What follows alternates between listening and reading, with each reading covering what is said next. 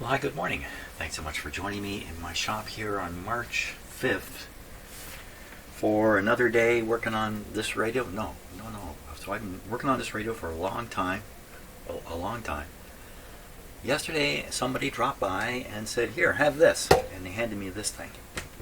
And at first I looked at it and thought, well, another voltmeter. I've got a voltmeter sitting right there. It looks almost like it. Did a little research on it. This is a meter that I need to have in my shop for sure. The beauty of this meter is extremely high input impedance.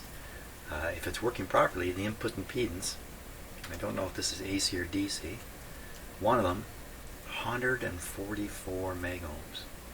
How do they manage that? They manage that by putting a tube right in the test probe. There's a vacuum tube in here, a small vacuum tube in here. Last night I thought, well, does this even work? I got bold, I brought it in here, just took a look at it, and plugged it in, and you know what? This guy works. Now, I'm not suggesting it's accurate or it's working properly or anything like that, but it'll read AC and DC voltages. So, I think I'm going to spend my day bringing this guy up to speed. He might even prove useful in trying to hammer out the last few things in this other radio. So this is a Hewlett Packard 410B vacuum tube voltmeter. Has ohms adjust, so it'll read ohms. Has zero adjust, has two of them. The front one's marked AC, we can assume the back one's DC. Although I noticed if I adjust this on AC, it changes the meter too, so maybe that's a problem, I don't know. Ohms, AC, DC, and common. Well, this is a bit of a sad point here with this. If we look on the bottom of it, what is going on there? Well, that just about freaked me out when I saw this. So what's happened is these wires should be going into a block, and the block pops on and screws in to lock it down. The block is missing, and somebody previous to me figured out how to do this. It's all there. There's no high voltage here except for what might be on the test leads, and I think even this one. There would be no high voltage past this tube. Pretty sure. So, we'll just take a look at this. It's actually pretty solid, although couldn't you have come up with a little bit of a better arrangement in here? Maybe that's something I can do. So, are these things being pushed on? They are not. They're actually, when I stand this up, they're not being pushed on. He's got them string relieved. He's put this right through the board. So to do this, he's had the whole thing apart. So what's going on inside this? I don't know. I don't know yet. I know the schematic for it is available on Radio Museum. That's a great thing. This is plugged in right now too. Best just be a little careful. If we look at the back of it,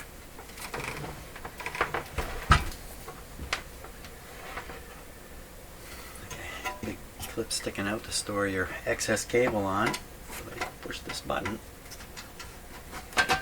Voila, the back comes right off. And what do we get here? A false back. We have another back.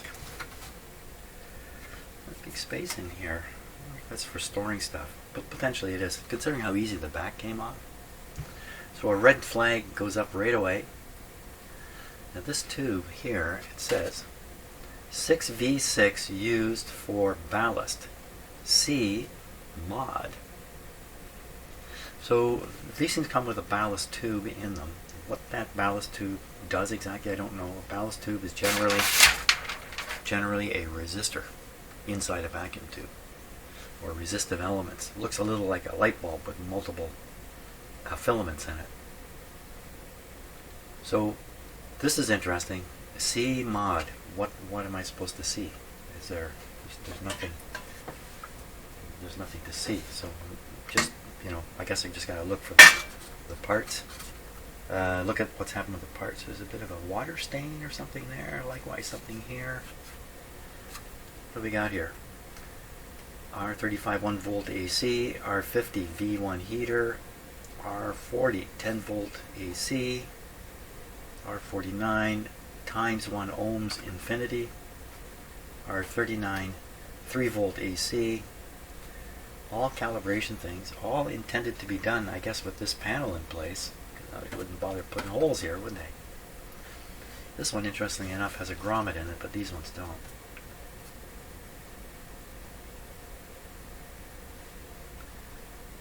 Okay, there's a fuse. Let's take a look at the fuse here. What's he got in here? It looks like a fairly large slow blow fuse. What's it supposed to be? Well, they didn't write it on here. Now, usually they put it right on there, so you can't get it wrong. Let's see what this guy's got in here. It's a 3 amp, clearly a slow blow fuse. 3 amp sounds a little high to me. Put it back in. Serial number. It would look like these 2 screws and this panel comes off too. Why don't we give it a shot? Just to see what's in there, because as I told you, I've already plugged it in. Let me unplug it. Oh, that's okay. Power's off.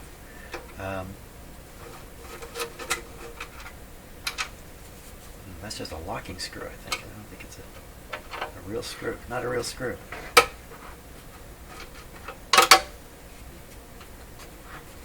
Okay, something came loose, but not this. Maybe that was a mistake doing that. That might have been a mistake.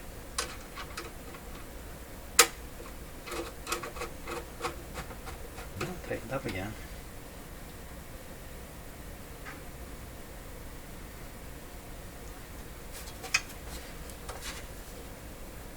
There's 2 rivets right here.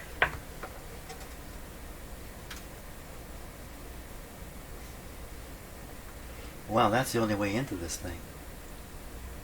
Oh, wait a minute. This piece actually goes down, goes all the way down to here.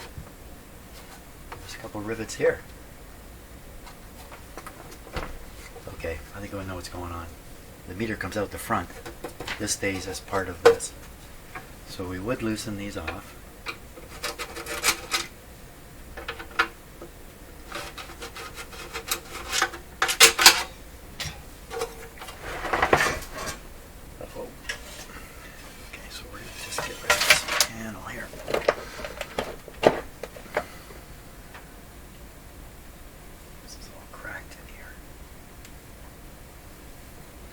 Got some mileage on it.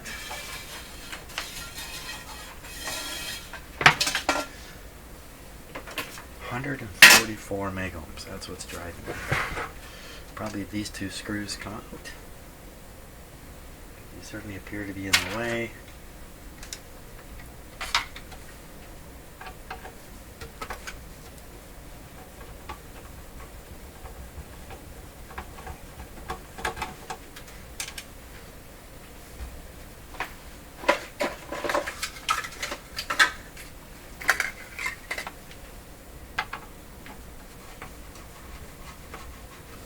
Screws. 2 more.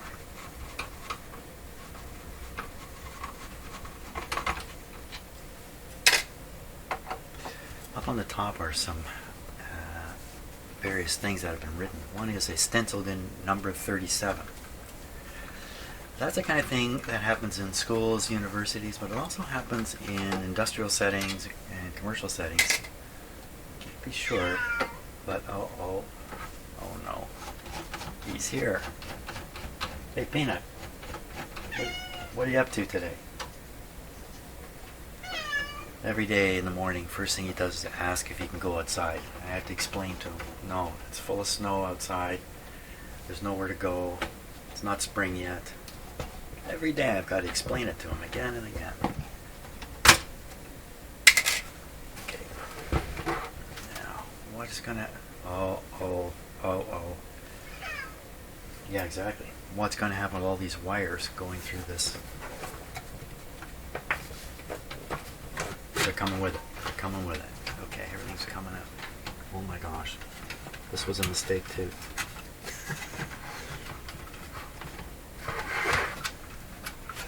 So I've separated the front panel from the main board here. That's what I've done. How come this won't come out? Because I didn't fully disengage the back screws.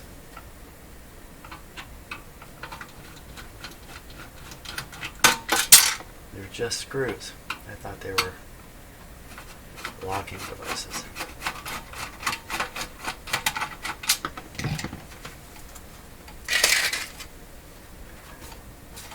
Okay, now we'll pull the guts out.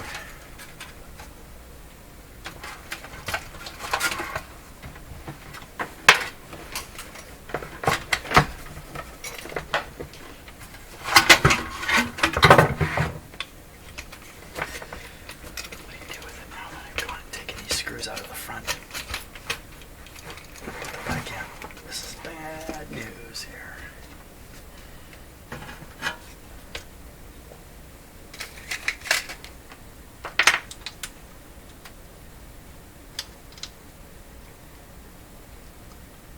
Yeah, so another thing that's written up on the top in faded marker is VE3CRH.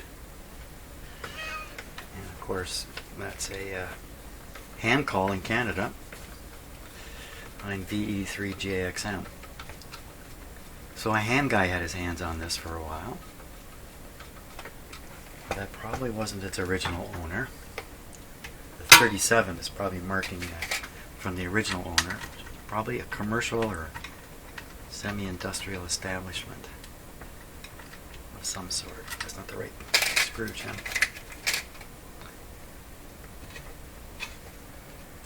Generally, I find, and I think everybody would, lab equipment is often in good shape, late into its life. I mean, this is not supposed to be on the planet anymore, but here it is.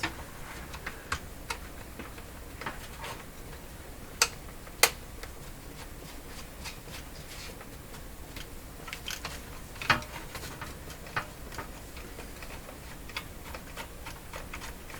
just have to do these two top ones here. Come on, screw it.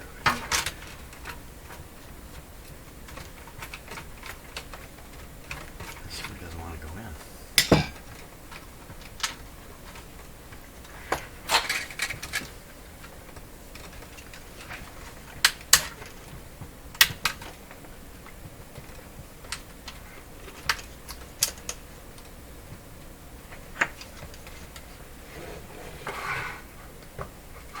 This doesn't wreck. This will wreck it. I wrecked it before I even had a chance to try it out. Oh, poor Peanut. Peanut, I'm ignoring you because I'm in a disastrous situation here. Oh my gosh, what's holding this back?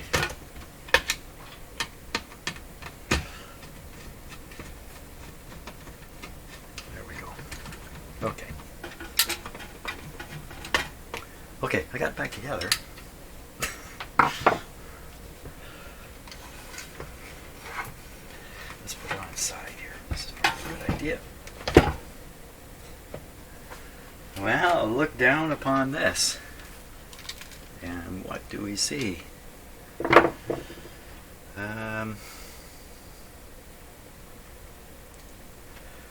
That's an interesting part right there. Piles of adjustments up in here, not accessible from the back, so it indicates there's sort of a deeper alignment situation or adjustment. Can alignment be the right word for something like this? There's the that's the 6V6. Is it not? Yes, it is. So this is the where a different tube would normally be, and then there's some kind of an alteration that's been done. Maybe this. And we have a floating connection I'm pushing on right now. That's not normal in an instrument like this. So this is probably some kind of clever arrangement. Maybe that's in a book somewhere. Because the regular ballast tube, they're a little rare and expensive. 6V6, I probably got 20 of them myself. So that's kind of great in a way. If this has been done correctly, no reason to think it hasn't, and the unit still functions properly, that's a much better tube to have. Oh, Peanut, really? I'm going to put it on its face here. Good catch.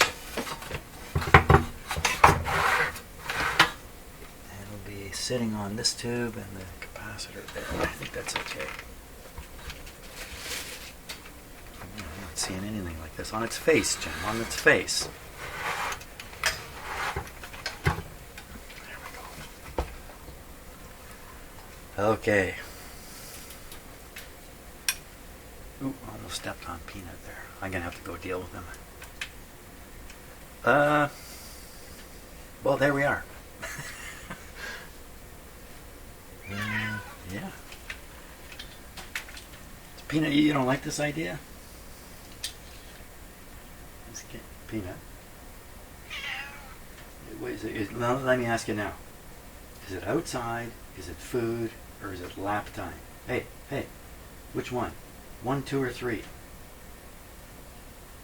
Peanut, come on. Yeah, you know.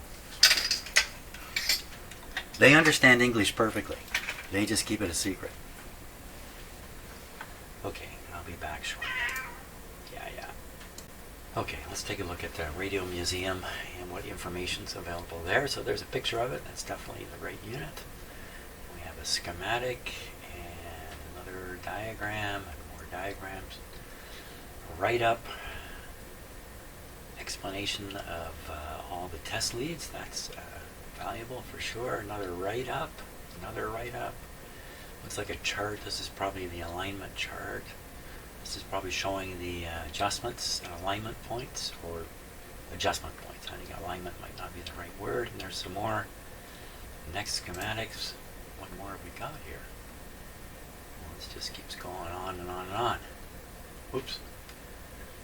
Wow, that's many, many pages. So I attempted to find this as a single PDF somewhere on the internet. I couldn't find anything, but here it is in its entirety on Radio Museum. Fantastic. There's various photographs of it. The next pictures, I don't think we're going to find anything too stunning. There's the missing piece from the one I have. You have all these leads hooked up to this block that you then attach. Next pictures. My gosh, there must be a lot of these floating around. Okay, so we really need to take a look, I think, at alignment instructions. We kind of start with, maybe this is in good enough shape that it just needs to be adjusted, not aligned, adjusted. And we're cooking. Oh my gosh, I should really read all this stuff. This page, and this page, and maybe the next one. This page. Okay, so I'm gonna get these so we can. Well, I can keep going just like this, actually. Yeah. Troubleshooting guide. That's what this turned into. This is not the adjustment. This looks like the adjustment is just before that. Here.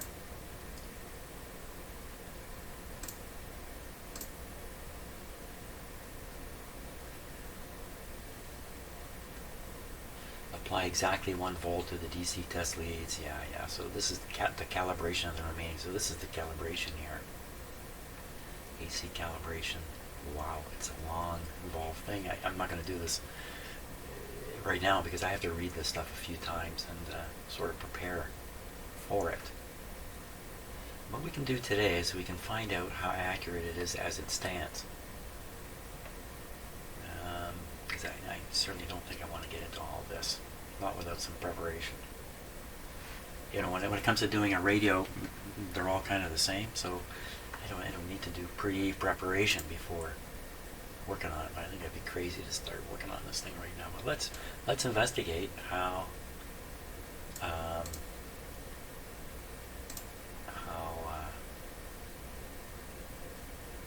this looks extremely simple, doesn't it? To me, anyway. Power supply here, I think. Voltage stabilizer tube. These look like amplifiers. They look like differential amplifiers, but I don't know. I'm just kind of making that up. adjustments. Banks of resistors here. These are probably critical. These are probably critical. So if one of these is off, the meter will be off. Probably. Or adjustments. Schematic diagram of model 410B. Serial 545. Oh, you know what? There's a variation in here where this, let's look at that tube. The right here, V6. That's a 6.4. That's is that the tube? 6.4? 6.4. 6x4, 6.4.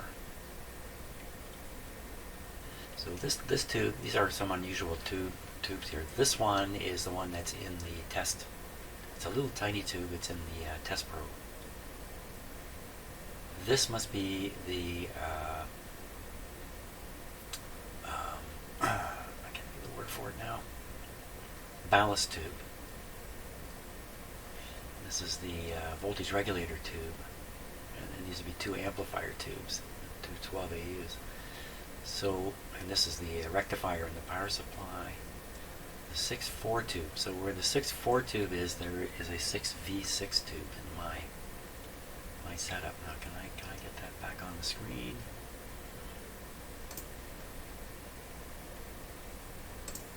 So if we look at this, and we look for the 6.4 tube, there it is. Well, it just looks like one continuous resistance through here. And there's a 6V6 sitting in there. So somewhere there's going to be instructions on what alterations have to be made to this very simple area. This is a simple thing. Okay, well, I'm going to go on the basis that whoever did it knew what they were doing. And probably these 6.4 tubes are impossible to get. That's my guess. You can't get them at all. So maybe I'm fortunate here. I've got a unit with a much, really easy to get tube. Like I said, I got 20 of them. About 20 of those. Maybe not 20. Okay. Let's see what this thing will measure. Okay, there's a curiosity with this.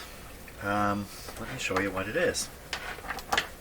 It has to do with these leads. So first of all, this is the AC probe. Okay, fine. High impedance AC probe. This is the DC probe. This is the common lead or ground that you would maybe clip to a chassis or appropriate point. You're going to test against this. What's this? What is this doing here? What is this red wire doing here with a test lead with a sharp point on it? I don't know. Doesn't make sense to me. You're going to read DC. What's this for? AC? But you're going to read AC.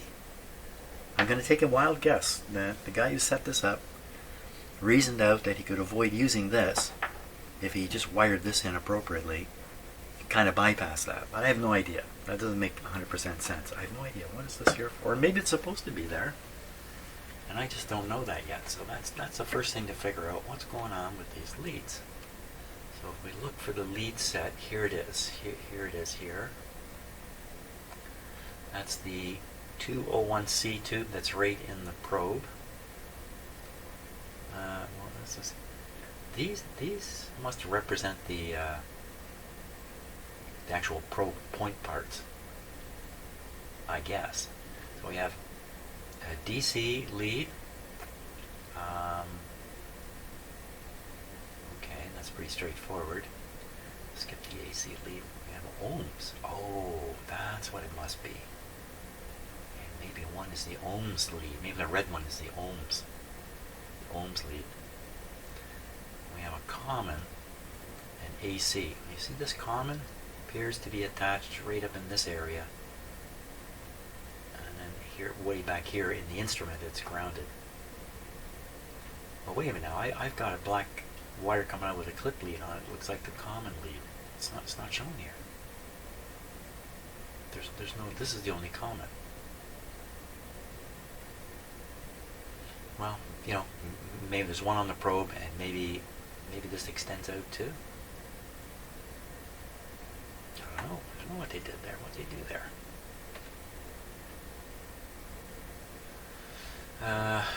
It doesn't quite answer. Maybe it's ohms. So as we fool around with it, maybe we'll figure out what it is. I feel pretty certain I'm not going to damage it. And as I mentioned, I have had it on once already. Okay, so this is switched off. Power is applied. Nothing happened. Okay, we're going to switch it on. It's on this negative sign here. Probably ready to do a DC reading. That's why this battery's out here. It's a brand new battery, so it's going to be 9.6 volts or something like that. We'll let that warm up for a bit while I get ready with another source of voltage for testing. Because 9 volts is a little bit paltry, so I have this high voltage supply here, which we will use. I'm just going to let this run for a bit while it warms up.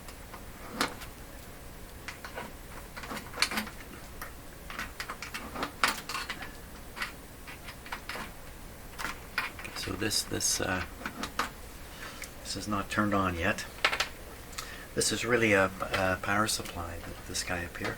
For powering radios, when you don't want to use the radio's inherent power supply, you can use this. It produces a high voltage, produces a C minus, and it also produces a 6.3 volts for running heaters. So a handy little device. I do make use of it. This thing is pinned back. Let's see if we can unpin it here. Yeah, that's better.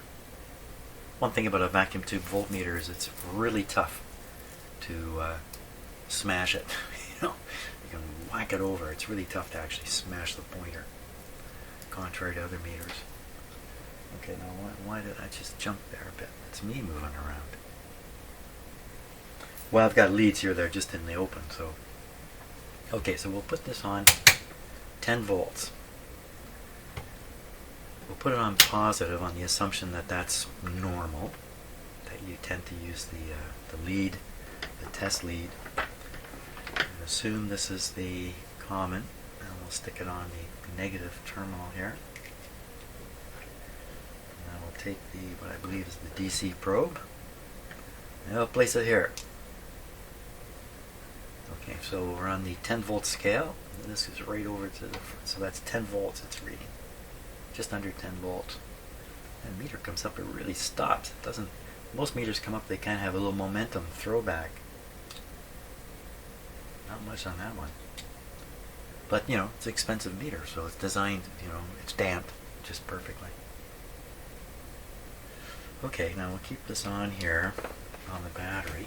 Let me just get a clip lead.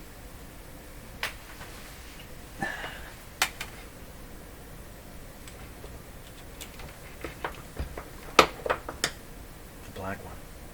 The black one. It is a black one.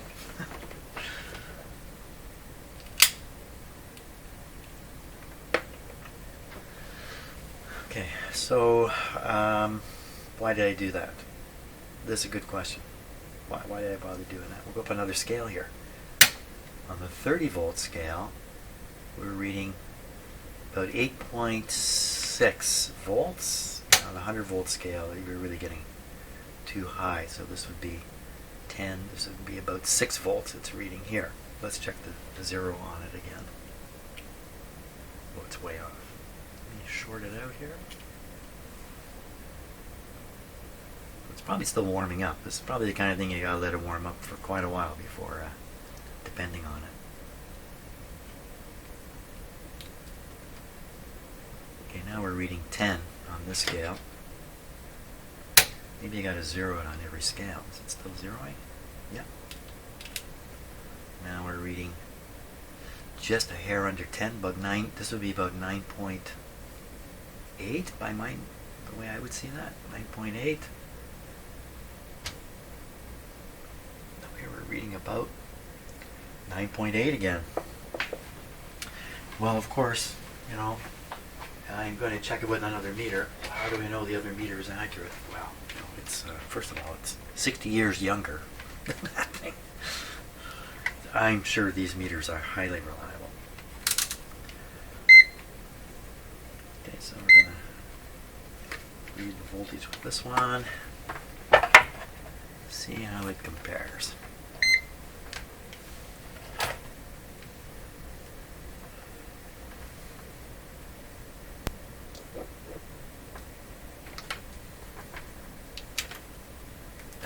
Stay off.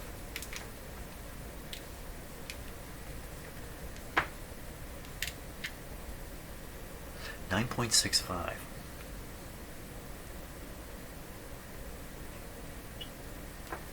And grab another meter. How accurate are all these meters anyway? I have a few. Okay, so although these batteries say 9 volts, the chemical voltage is actually 9.6, just like what we were reading, so that's kind of reassuring. Let's see what this meter says. What do you say, meter? 9.6, 9.68. So, well, that's really close to 9.7. Both meters reading very close to 9.7. Hey, that's pretty good. Batteries, brand new batteries are a good testing source for voltage. Fairly reliable. There are particular batteries, like mercury batteries, that have an extremely fixed, accurate chemical voltage. You can get out to 2 decimal places with one of those batteries. And apparently those batteries, they hold their voltage right till the end, and then phew. So you really, unlike, so if you need to calibrate, you really need to calibrate some kind of mercury battery is the guy. Why don't we take a look at my VTVM while we're doing this? It's always good. Double check stuff. This is the meter I'm talking about, which I've been using on the radio. I use this meter a lot. Now often, you know, the readings I'm taking plus or minus 10% is really excellent. Plus or minus 20%. You can still get away with it using the meter effectively. Because often the actual exact voltage is not important. Not always the case. So I'm a little just discombobulated here. So many wires on my bench. Okay, so we'll put this on the negative side. I'm on the 15 volt scale. Going the wrong way. 15 volt scale. So that is reading, you can't see the numbers, but I can. It's reading 9.5, I would say, and the 0 is right on the money. So 0.1 out. Can't complain about that. So we got lots of agreement here. Lots and lots of agreement. Let me get rid of some of these leads because it's too much for my brain to sort out.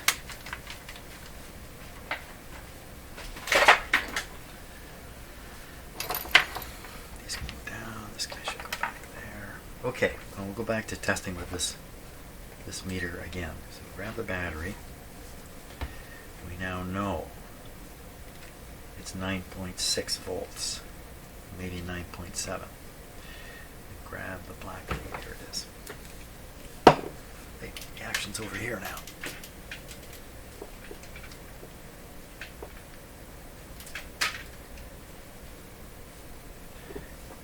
On the battery. So reading this very accurately. I'm correcting for parallax. 9.6 is what this says. And what about the 0 point? 0 point's a little low now. Let's just put it up a touch. Okay, the AC adjustment has no effect. That's good. Back on. Now we're reading 9 point, just under 9.8. So it's right on the money. Okay, so at this voltage on this scale, it's very accurate.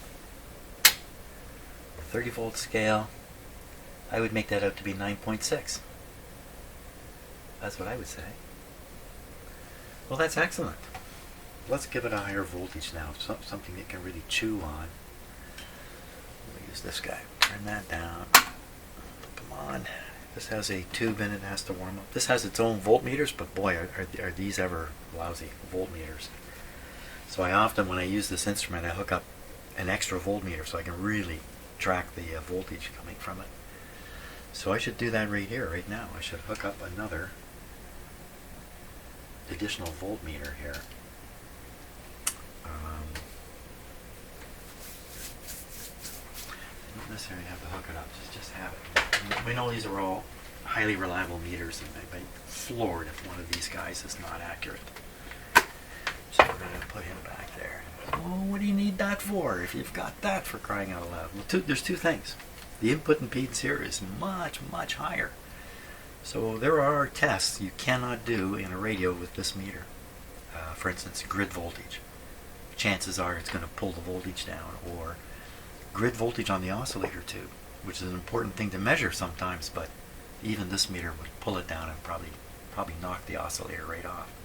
This guy's designed not to do that.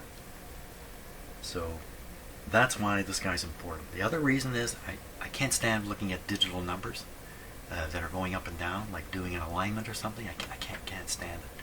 The pointer is way, way, way better. That's 3 ways. 3 ways better. So we want to measure.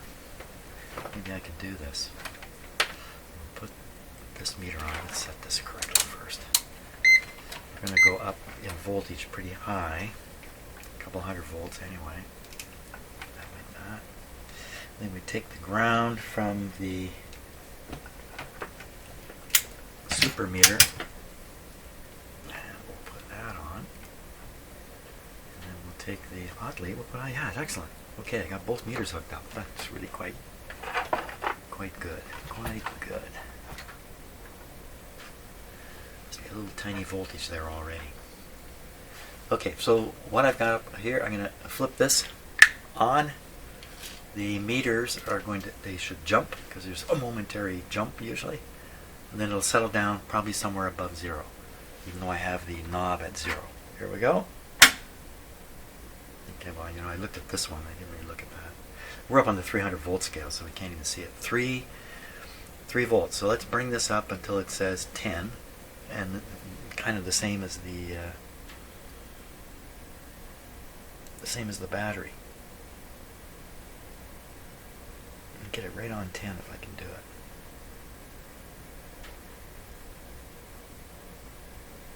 That's probably as close as I can get right there. Well, that's pretty close to 10. Okay, Mr. Meter, what do you say? On the 30 volt scale, it's bang on 10. On the 10 volt scale, it's gone a little high. Now let's check the 0 again. I just want to be a little bit careful now. 10 volts isn't going to hurt me, but I'm going to go higher next. So we would want to take this off here and put it on here. The 0 has held. Very good. Take this off and put it back on here. We're reading over 10. So a little off scale here.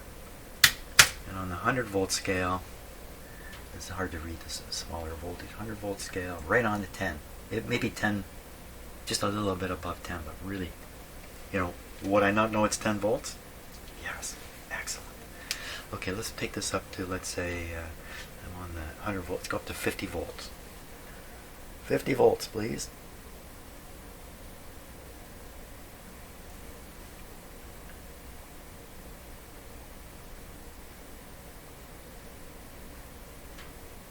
Okay, I'm going to get any closer to that. 49.8. So it should be straight up, and it's straight up, and it's just above. I'm on the 100. It's right on. It's right on the money. It's right on the 50. Well, this is fantastic. On the 300 volt scale, right on the 50. That's excellent. Excellent. Well, let's let it go a little higher. We can go way up. Let's go up to let's say maybe around 200. Now this is dangerous voltage here, Jim.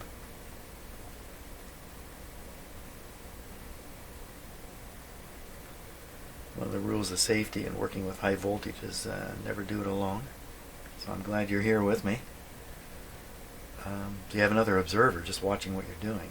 But you know, those of us who are working in our homes like this, we can't do that. And my wife come down here and watch me. That won't work out. There we are, about as close to 200 as I can get. What do we got? We're on the 300. Right on the money. This is great. Right on the money. Okay, we can go up to the 1,000 here, DC only.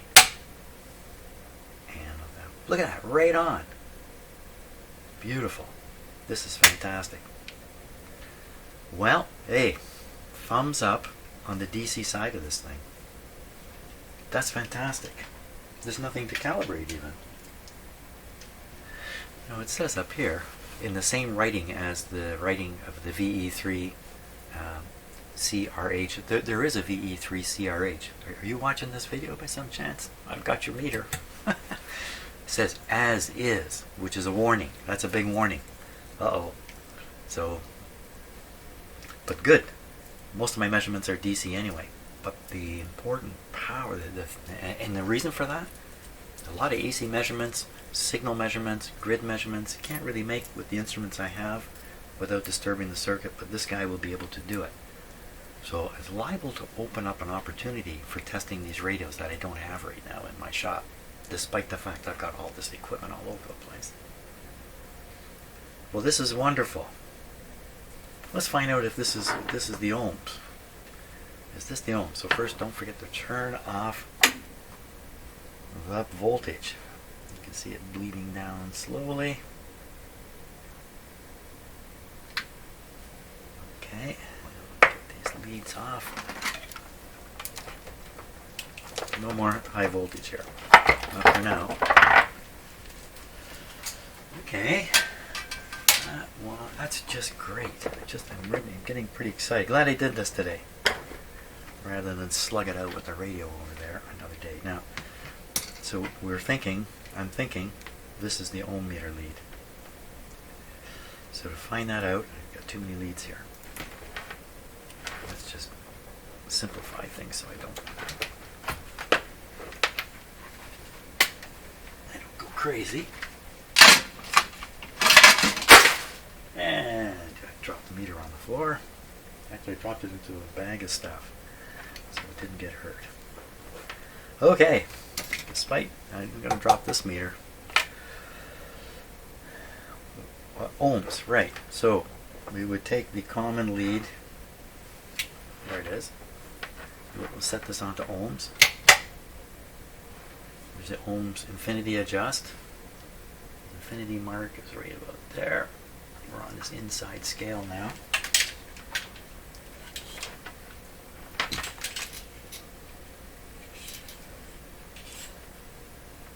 Ha ha ha, that's the...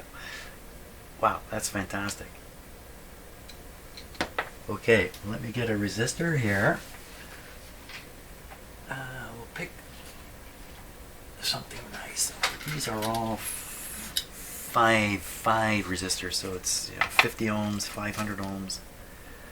In this case, 500K. 500K, huh? So we're on the R times 100. So 5 would just be way up there, would it be? On the ohm scale, right on the 5. 5 times 100, 500. Right on the money. 500K. Right on the money. Oh my gosh, this is going to become my go-to meter. And we'll try, there's a 500 ohms. We'll try that. 500. Well, we can do it on a couple different scales here. My experience with these resistors, and I think most resistors made today, they're actually quite accurate. So I don't have to double check that. Okay, Mr. Ohmi, if you are really going to show me 500 on the 100 scale, then you're going to stop at the same spot, 5. Green, black, brown. Green, 500.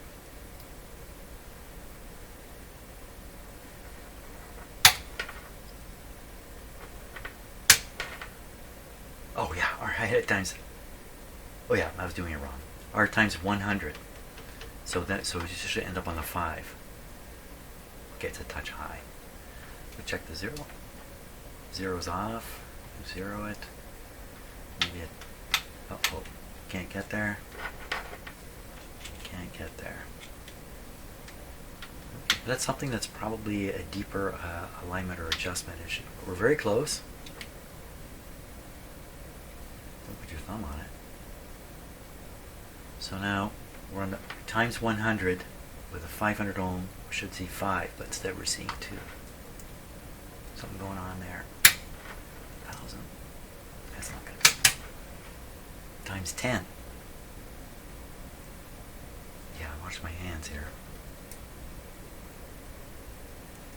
So if we multiply by 10, the number we get there.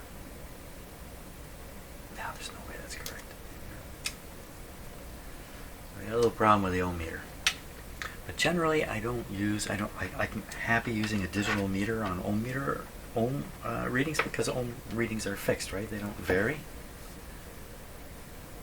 So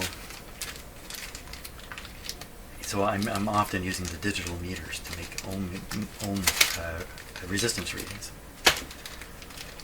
Okay. Well, listen. What did I just say? I think I said 5 words all at once.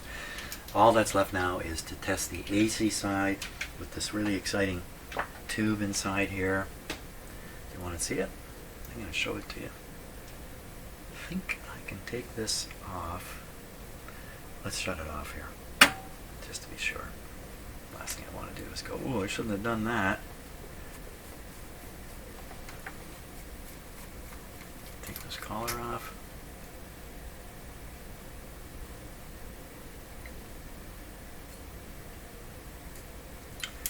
That's a vacuum tube right there. That's the C, whatever it was. There's a spring-loaded probe at the top, or contact at the top. And there's 2 contacts hidden in the base here. Oop, I'm not showing that on camera properly. This big plastic piece here. And this is where you get 144 megohms. There. Carefully now. Put that on. So this is pretty warm in my hands. It's not uncomfortable at all. Actually, it's quite comfortable because it's the winter here. You know, nothing better than a warm probe. Ooh. Somebody could interpret that in a number of ways. We need to test this on AC. I need to find some. So let me turn the power back on. I need to let this stabilize again, and I need to find some way AC, varying AC voltage. I have to think of something up. I have to think up something rather. Okay, so what I've done is I've hooked the 2 meters, or standard meter and the meter under test, to my tube tester. And I managed to find where the filament voltage is available. I have a filament voltage adjustment here. I can go all the way from 1.1 volts AC up to, according to this, 75 volts. So that should give us a good test. And right now, and also at the same time, I'm testing the voltage that this guy puts out. It's set to 5 volts right now. 5 volts, eh? Well, what is it really? Now, it's 5 volts with no tube plugged in. Maybe if there was a tube drawing some current, this might drop to 5 volts. We don't know that. So, in fact, it probably does drop, because sometimes when I plug a tube in, I see the pilot light drop low a little for a moment. So, I don't think the voltage is that stable, in fact. So, that's what we're getting anyway, 5.86. What are we getting on here? So I'm on the 10 volt scale, the AC scale. So it's 1 volt AC only, 3 volt AC. So we read the 1 volt AC scale, come around, 4, 5 is there, 5.4 is what this is saying. Now there's a zeroing. I didn't zero it. Let's zero it. Okay, I've got to disconnect this. I have to think hard here. I don't want to short anything out. Inappropriate. Okay, so that's now shorted, so we're coming down to 0. Just a little bit lower. Now here's the thing about this meter. The DC has an effect on it. And I'm not sure it's supposed to do that. That strikes me as something a little odd. So, but here we are. Unless coarse and fine. Maybe coarse is okay for the DC, but for the AC you have a coarse and a fine adjustment. Maybe that's what's happening here. So we're right on the 0 now. Put it back on the source. Okay, still 5.86. On here we're looking at, no, just under 5.4. So a little low. 5.4, 5.8. Okay, let's go through the range here. We'll go right down to 1.1. Now, who knows how accurate the tube tester is? Well, we're gonna know, aren't we? So it's supposed to be 1.1. We're getting 1.3 again. If you drew current through a tube heater, maybe this would drop down into the 1 volt range. So on this meter, if we can go on the 3 volt scale, read back 1.6. What this reads. Now it's reading high. We should check the 0 again because maybe it's gone off. Change scales. And, ooh, what's happened there? What was that? That's a capacitor taking a bit of time to discharge. So we are off a little bit, so we will adjust it. Okay, and read the voltage again. The 1.4. And here we're reading 1.5. It's very, very close. That's very close.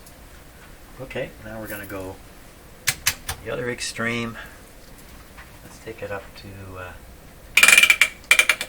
okay, so this thing says 47 volts. So oddly enough, when you do a 50 volt tube, you dial in 47 on the machine. Now again, look at this. This is significantly high. This is 10% high. I'd have to plug a tube in there. And the different tubes draw different amounts of current, so this is really raising some questions about how accurate my tube tester is. It's really not a surprise. That wouldn't be accurate. Okay, so it's 56 volts. When we come over here, we are now on the 1 scale, so we're under 50. 48. Okay, let me check the 0 on it. 0 is coming right back to 0. We're not doing so good on the AC side. I think about it now. Is this so bad it can't be used? Oh, why did you just jump there?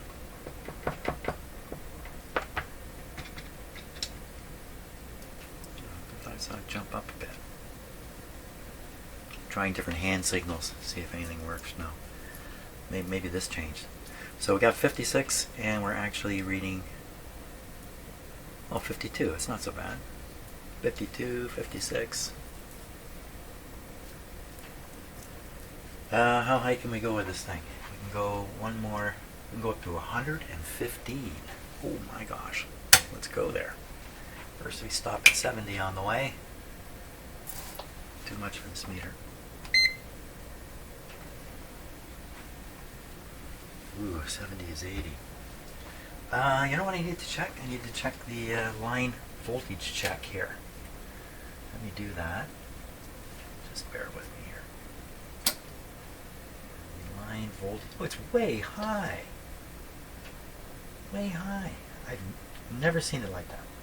Maybe I bumped the button at some point. Wow, that changes the whole picture. I should have done that right at the start. Okay, now we're on the 70 volt scale. They're pretty close here. 70 volts here on the 100 scale. We're at 60. Check the 0 because we changed scales. 0 is still 0. So again, not as accurate as we might want. This is telling me the tube tester is not bad.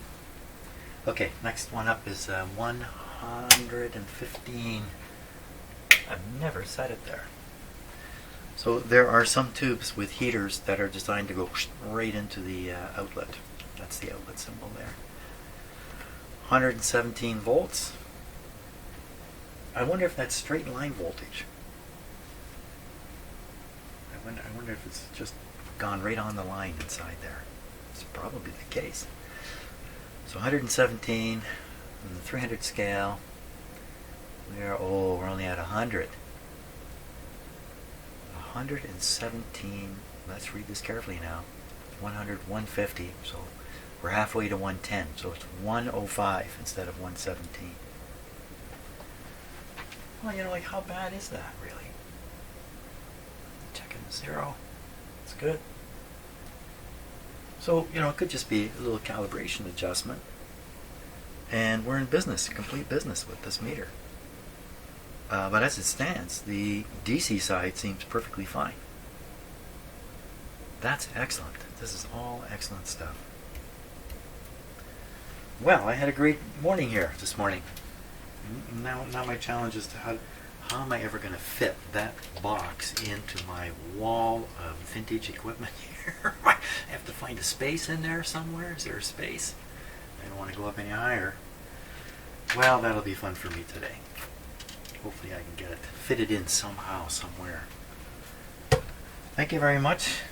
Mr. Warner gave me that out of the blue yesterday. He just showed up at my house and said, "Here, you want this?" And I said, "Sure." Fantastic. Well, thanks a lot for watching. Hope you found that a little bit interesting. And hopefully we can use this instrument to find out more about even this radio, maybe. We'll see. Thanks a lot for watching.